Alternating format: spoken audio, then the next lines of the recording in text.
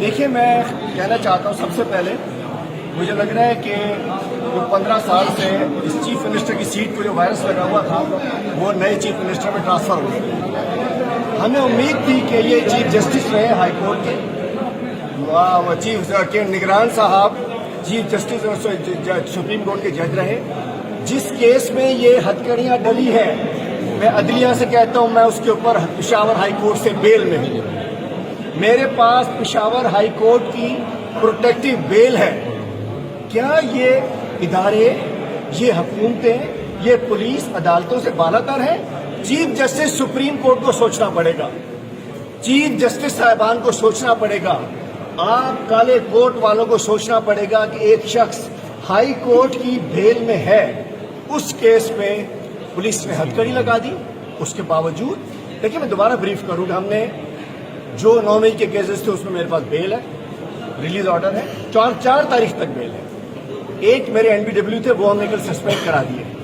ایک وہ بیل تھی جو حسان نیازی صاحب کے کیس میں بنائی گئی تھی، اس کے اندر بھی بیل ہے، بھائی جا کے سب سے پہلے جمع کراؤ۔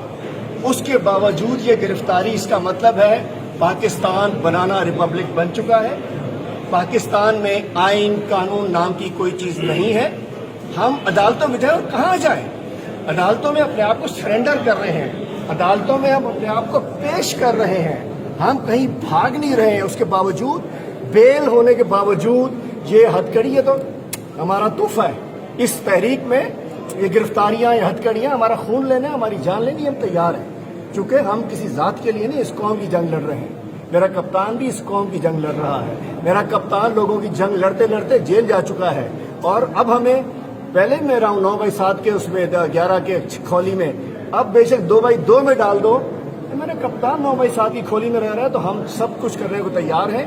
ہم محب وطن ہیں، ہم کسی اداروں کے خلاف نہیں ہیں۔ ہم سندھ کے اندر جب یہ جناپور والے جھنڈے جلاتے تھے ہم کھڑے تھے، آج وہ لاڈلے بن گئے ان کے۔ جب جو لوگ کور کے اندر پیپلز پارٹی قوم پرستوں کے ساتھ مل کر، وہ لوگ اینٹی اسٹیٹ، ان کے ساتھ مل کر پاکستان نہ کھپے کا نعرہ لگاتی تھی، ہم پاکستان زندہ باد کا نعرہ لگانے والے لوگ ہیں۔ ہم پیدائشی طور پہ اس گرین فلیگ کی پالیٹکس کی ہے۔